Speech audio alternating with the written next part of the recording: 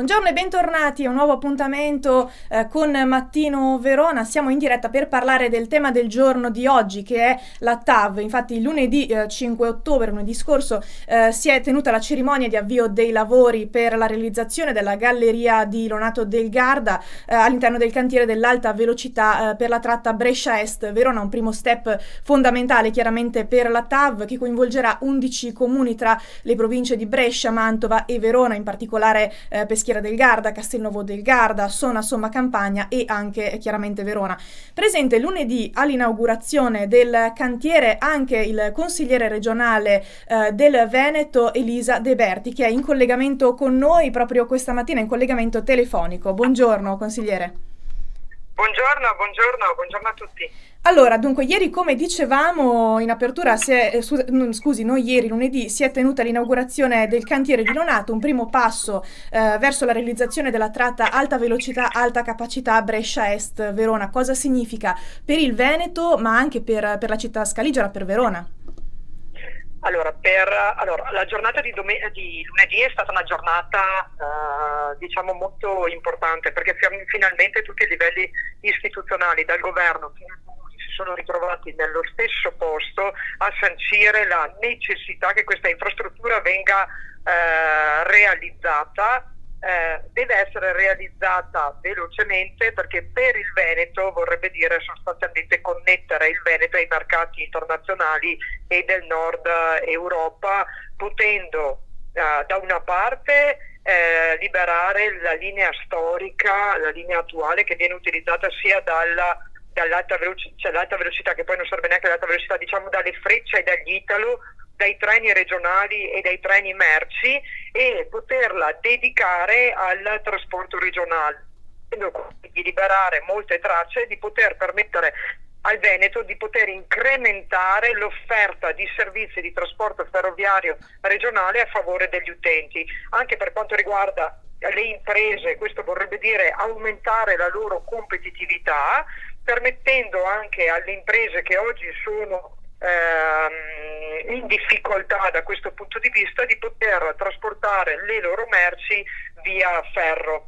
Certo. Quindi vorrebbe dire sostanzialmente per il Veneto una rivoluzione. Per quanto riguarda Verona, cosa possiamo dire? 4 corridoi europei attraversano l'Italia, 3 attraversano il Veneto, di questi 3 2 si incrociano a Verona. Il corridoio principale è il corridoio del Brennero, lo sappiamo tutti, passa per Verona. Non parliamo solo di alta velocità sul corridoio mediterraneo, che è quello da Torino a Trieste, ma parliamo di alta velocità anche sul corridoio del Brennero. Anche su quello si va avanti spediti. Ho parlato con il ministro chiedendole se sarebbe stato previsto un commissario anche per l'alta velocità del Brennero. Il ministro mi ha detto no, non ce n'è la necessità, perché stanno procedendo speditamente. Quindi io direi un'infrastruttura importante, fondamentale per il Veneto, che deve essere realizzata bene, tenendo conto dell'impatto che questa infrastruttura ha sui territori e quindi ascoltando i territori, ma questo fino ad oggi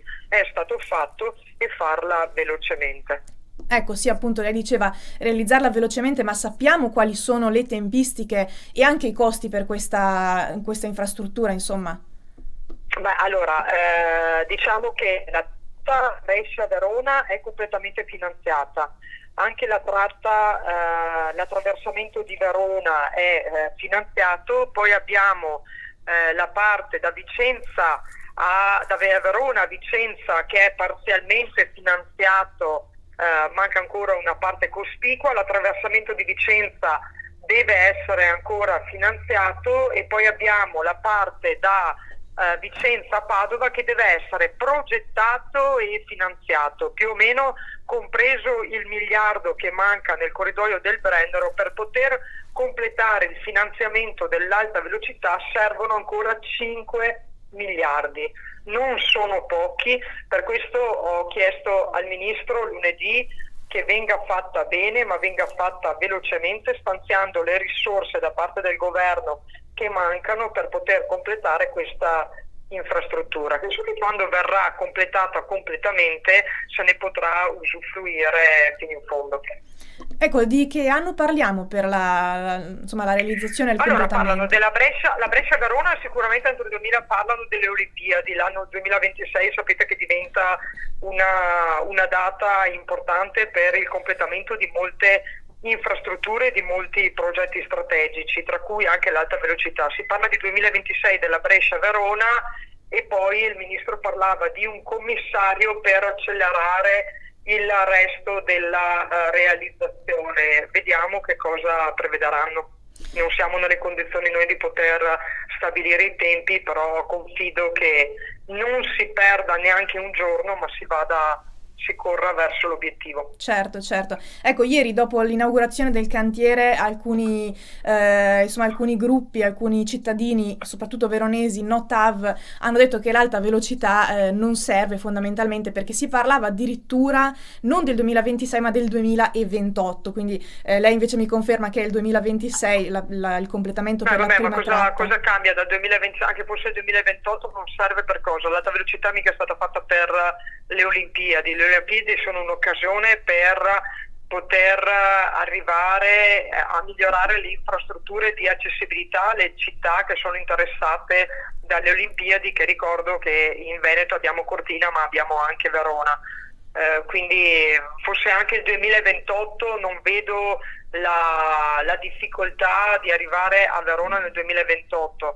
Parliamo di un'infrastruttura che deve essere tutta finita velocemente ed è questa la vera sfida. Certamente. Benissimo, allora noi ringraziamo il consigliere regionale del Veneto, Elisa De Berti, per essere stata con noi e per averci parlato della TAV. Grazie, arrivederci. Grazie a voi, arrivederci, buona giornata.